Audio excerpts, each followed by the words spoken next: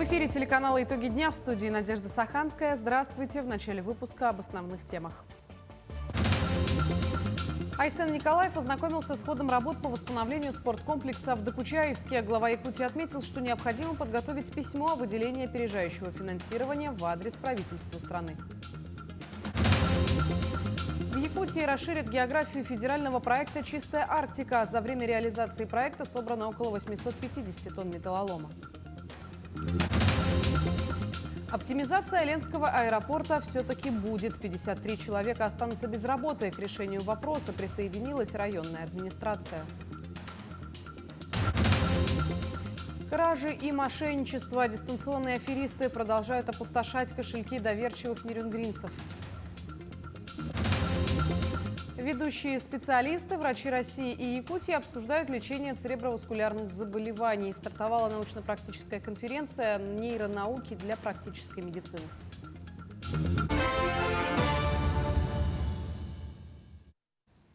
Айсен Николаев вместе с главой ДНР Денисом Пушилиным ознакомились с ходом работ по восстановлению спорткомплекса «Юность» с бассейном в Докучаевске. В настоящее время ведутся демонтажные работы в спорткомплексе. Будут полностью заменены окна, пол, потолок, системы отопления, электроснабжения и вентиляции.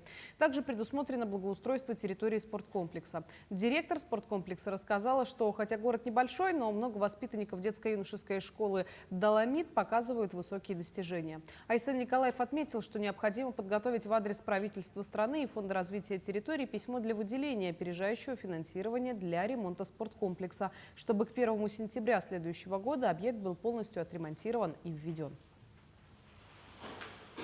В Якутии расширит географию федерального проекта «Чистая Арктика». За время реализации проекта собрано около 850 тонн металлолома. Очищена территорию площадью 33 гектара. В этом году география проекта «Чистая Арктика» будет расширена. В 2024 году акцию планируется провести в Тикси и Селенай Бабулунского района, поселках Батагай и Эсахая Верхоянского района, в Чукурдахе Алайховского района, в поселках Усть-Куйга и Нижнеянск Устьянского района. Напомню, проект «Чистая Арктика» ежегодно проходит в арктических районах во взаимодействии с промышленными и транспортными предприятиями с участием волонтеров и местного населения. Работу курирует Республиканское министерство по развитию Арктики и делам народов Севера. В рамках безопасного пропуска весеннего половодья спасатели службы спасения Якутии совместно с экипажем полярной авиалинии провели тренировку по беспарашютному десантированию с вертолета. В ней приняли участие около 50 спасателей Якутии, из них 15 человек – молодые парни, которые впервые прошли такую тренировку. Отмечу, что в скором времени будет намечаться паводковый сезон, поэтому бойцы службы спасения готовятся максимально. Такие мероприятия проводятся по всей республике.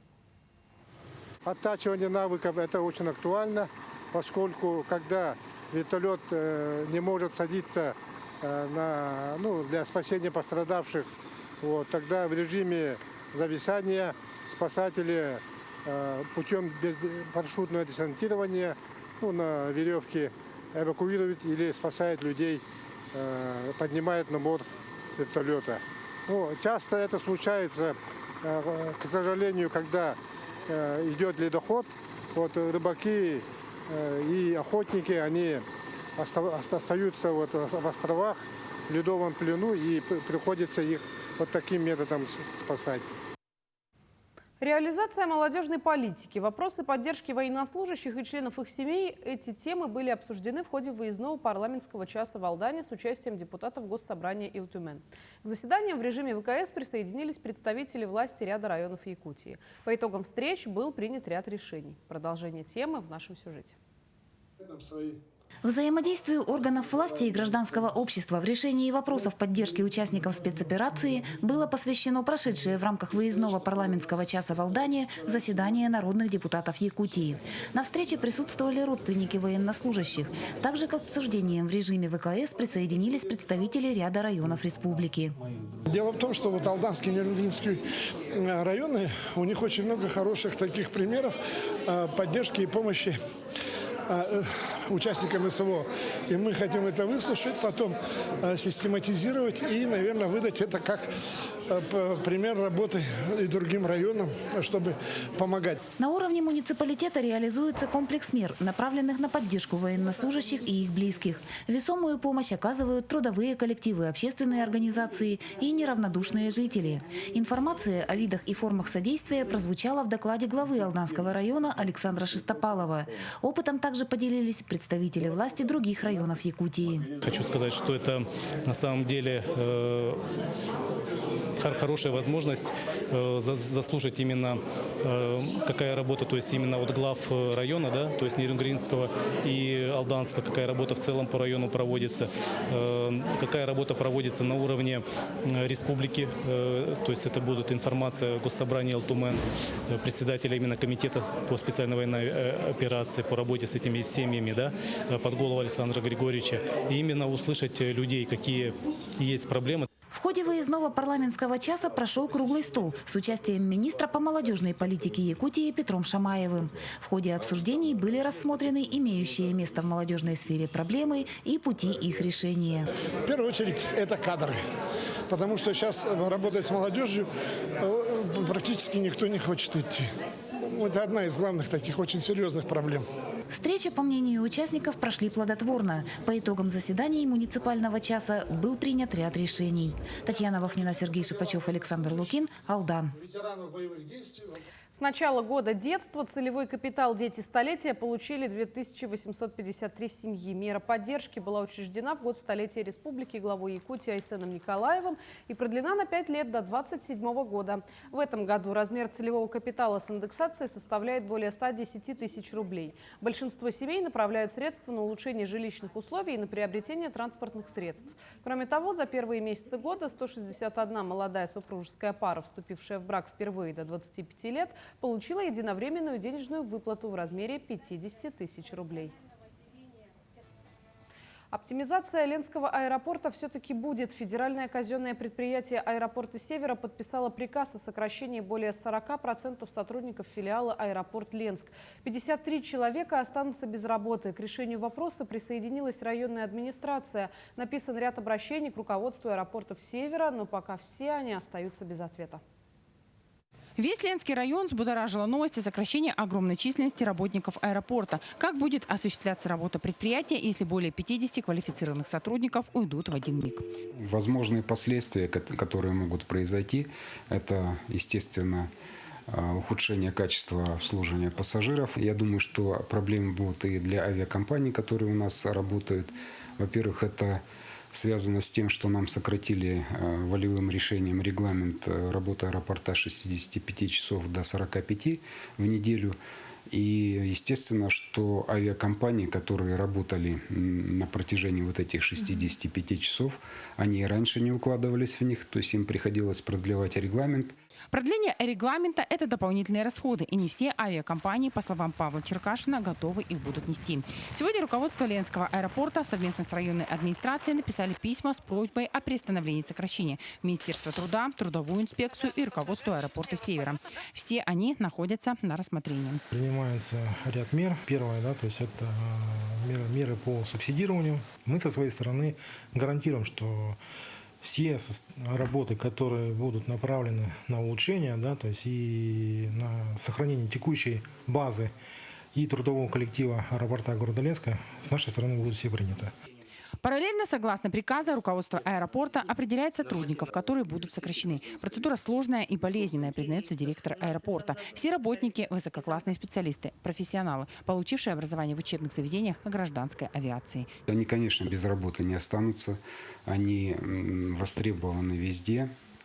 Единственное, что это будет проблема уже для нас, для аэропорта. То есть такие люди уйдут, потом мы не сможем их назад вернуть. Пообщавшись с работниками аэропорта, мы связались с начальником управления персоналом аэропорта Севера Риммой Сидоренко. Она прокомментировала сложившуюся ситуацию так. С 2016 года в филиале «Аэропорт Ленск» наблюдается динамика по снижению количества самолета-вылетов, пассажиропотока и грузооборота. Рентабельность снизилась в 2 раза. Ввиду этого принято решение об изменении регламента работы «Аэропорт Ленск», а именно с 6 дней в неделю до 5 дней. При этом все регулярные пассажирские перевозки будут выполняться без ограничений в соответствии с согласованным с авиакомпаниями расписанием. На сегодняшний день численность филиала составляет 136 единиц. С июля 2024 планируется высвобождение персонала до 86,5 штатных единиц с учетом всех требований трудового законодательства. Данное количество персонала достаточно для обеспечения производственной деятельности аэропорта с сохранением уровня безопасности полетов, в том числе вне периода, установленного регламентом работы аэропорта. Вокруг нас имеют субсидию. Это и аэропорт Алакан летает по субсидии, аэропорт Мирный летает по субсидии, в Якутске летает по субсидии. Нам уже который год не дают субсидии. Не работники аэропорта виноваты в том, что у нас сокращается количество рейсов и количество пассажиров. Не имеем ни субсидий, ни реконструкции. Конечно же, авиакомпании не заинтересованы летать в такой аэропорт, поэтому рейсы сокращаются. Павел Черкашин отметил, что коллектив согласен с сокращением, но не в таких масштабах. В свою очередь, администрация предприятия пообещала организовать мероприятия по содействию трудоустройству квалифицированных специалистов. Направлены письма в аэропорты Талакан и Ольга Мирнинскому авиапредприятию. Готовы рассмотреть наших специалистов аэронавигации Северо-Восточной Сибири. Все жители Ленского района надеются на положительное решение данного вопроса. Светлана Балеева, Виталий Андреев, Ленск.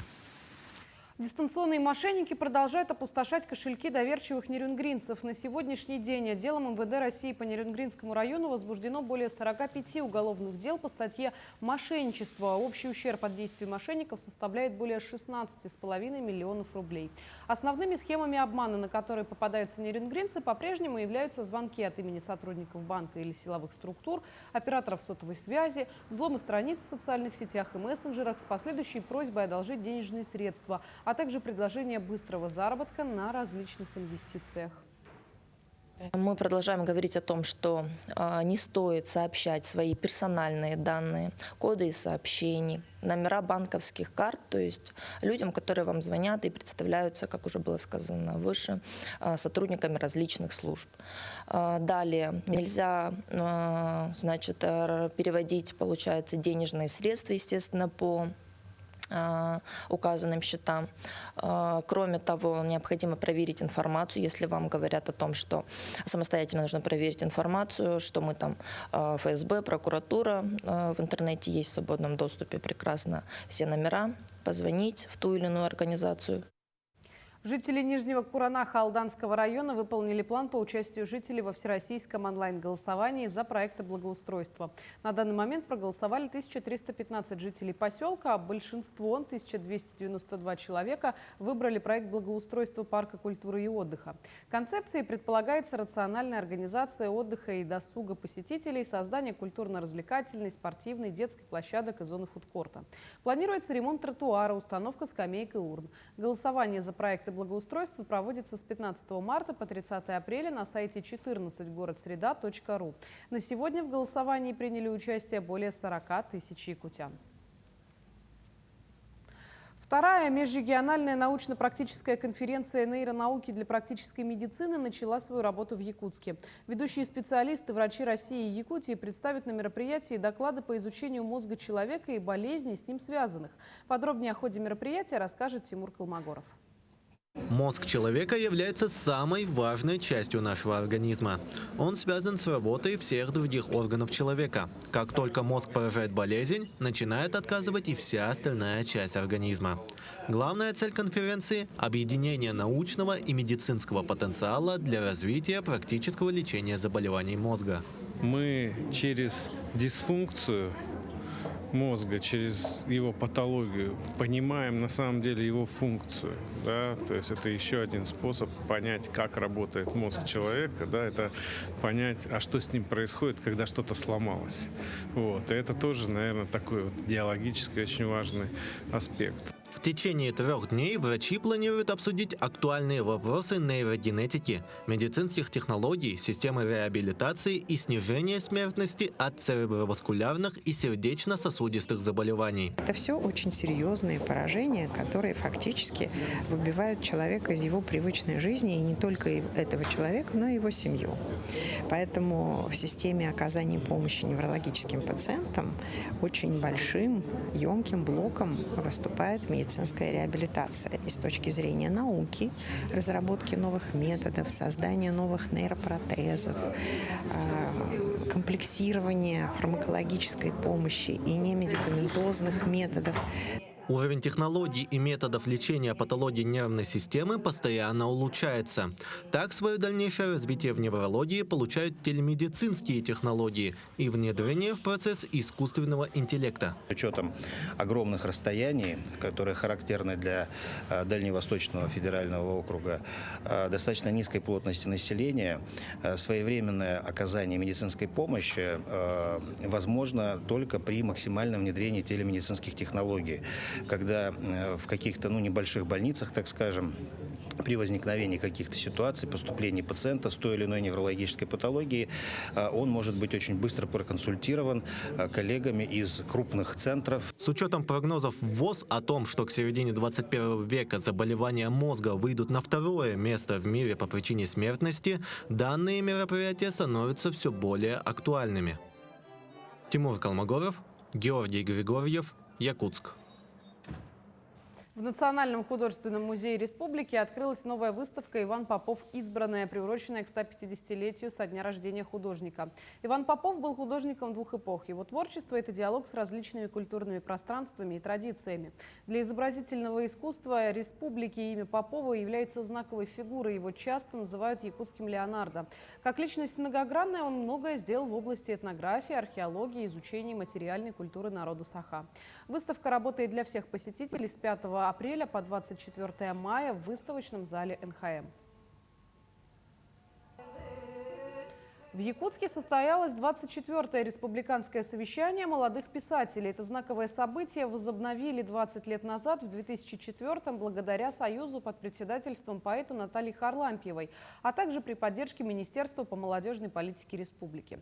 За эти годы в совещании приняло участие более 1000 молодых авторов. Более 20 талантов стали членами Союза писателей России и издали свои книги. В рамках этого торжества приехали принимать участие более 70 молодых писателей со всей республики.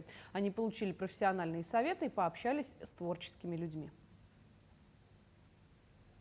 Есть такие, которые активно работают, потом как-то у них уходит, все это творчество куда-то уходит на задний план, а потом они снова к нему возвращаются. И благодаря нашим совещаниям, потому что мы, по-видимому, напоминаем о том, что их основное предназначение, где-то творчество, да, способствует выходу книг. Вот, также у нас стали членами Союза писателей вот Елена Парыгина, я сказала, Ольга Янсен. Очень активно сейчас работает Максим Эверстов. Из тех, кто прислали нам свои рукописи, жанры разные. В Мирнинском районе проходит первый отраслевой чемпионат нефтегазовой индустрии «Про-Ойл ЕКТ», основная цель которого – подготовка кадров нефтегазовой отрасли. На чемпионат съехались более 60 конкурсантов и экспертов с разных уголков республики. Подробности далее. В Светлинском отделении энергетики, нефти и газа дан старт первому отраслевому чемпионату нефтегазовой индустрии «Про-Ойл.ЕКТ». Мы к этому шли очень долго, на протяжении 3 лет. Мы к этому осознанно готовились, готовили материально-техническую базу, готовили студентов. Соответственно, мы готовили именно взаимодействие с нефтяными компаниями. Мы должны продемонстрировать наши практические навыки наших студентов, чтобы им, конечно, была возможность смело войти в состав трудового ресурса нефтяных компаний. На чемпионате конкурсанты в течение 2 дней будут участвовать по 5 компетенциям. Это добыча нефти и газа, подготовка и транспортировка нефти, лабораторный химический анализ, охрана труда и цифровизация процессов геологических исследований. Это очень большой объем информации, который дается людям. Это расширяется кругозор, объясняют, что какие мероприятия, предприятия, возможности открываются, возможно, какие-то знакомства, которые помогут в дальнейшем в будущем. Где-то на производстве, может, будете работать или определенно поможет. Вот. Ну и все же это все интересно, куда-то ехать, что-то узнавать. Все это важно. Также в рамках чемпионата была организована деловая программа, где представители промышленных предприятий, а также профессионально-учебных организаций участвовали в панельной дискуссии на тему «Образовательный кластер Западной Якутии». Мы, конечно, знаем, что передовое образовательное учреждение на Западной Якутии – это региональный технический колледж Мирно. Есть большая сеть филиалов колледжа, да? Но кроме этого у нас есть, конечно же, наши техникумы и колледжи в Западной Якутии и в других районах. Сегодня присутствуют руководители этих организаций, значит, с нацелом на промышленность, на нефтегазовую отрасль, ведущих подготовку, да? И сетевое взаимодействие с ними даст толчок для развития здесь промышленности на Западной Якутии. По словам организаторов, первый отраслевой чемпионат нефтегазовой индустрии дает существенный толчок в развитии нефтегазовой отрасли, поддержке талантливой молодежи и молодых специалистов. Сегодня конкурсантам выдастся уникальная возможность показать свой профессионализм и мастерство. Анна Васильева, Мирный. Дальневосточный университет путей и сообщений Министерства образования и компания «Железные дороги Якутии» в Алдане провели 12-ю очную предметную олимпиаду среди выпускников на целевые места. Подробности далее. На Олимпиаду прибыли будущие выпускники из 8 улусов и 3 школ города Якутска. Компания «Железные дороги Якутии» обеспечила проезд, проживание, питание и досуг участников Олимпиады. Кроме того, проводили экскурсию в локомотивное депо. Всего приняли в Олимпиаде 43 человека. Ребята показали очень хорошее знание. Но самое главное был не результат Олимпиады, а то, что они познакомились с профессией железнодорожника, что железные дороги Якутии развиваются и нуждаются в новых специализированных кадрах. Участники Олимпиады выполнили задания по математике, физике и информатике. В перерыве встречались с руководителями и выпускниками Дальневосточного университета путей сообщения. И все, и я поступила, в августе пришла на работу. Вы 100% устраиваетесь на железной дороге Якутии по вашей специальности, куда вас направят ваши руководители. Вот вам 100% вы будете устроены. По итогам Олимпиады 16 участников получили сертификаты. Эти ребята, у них возможность летом, когда они сдадут все документы для поступления в ДВГУПС, там, значит, по каждому предмету к баллу ЕГЭ будет прибавляться 10 баллов в соответствии с полученным ими сертификатом. Меня зовут Виктория, я приехала на Олимпиаду ДВГУПС с города Якутск, с Саха-политехнического лицея, инженерная школа. Я получила сертификат за то, что получила неплохие баллы по физике. И я очень хочу поступить в университет ДВГУПС, потому что мой папа также работает в ЖДЯ, и я бы хотела пойти по его стопам. Итогами Олимпиады остались довольны и организаторы, и участники. Надеемся, что многие участники Олимпиады поступят в вуз и пополнят ряды якутских железнодорожников. Любовь Васильева, Анатолий Гоголев, Алдан. К этому часу это все новости. Наши корреспонденты продолжают следить за развитием событий. Оставайтесь с нами.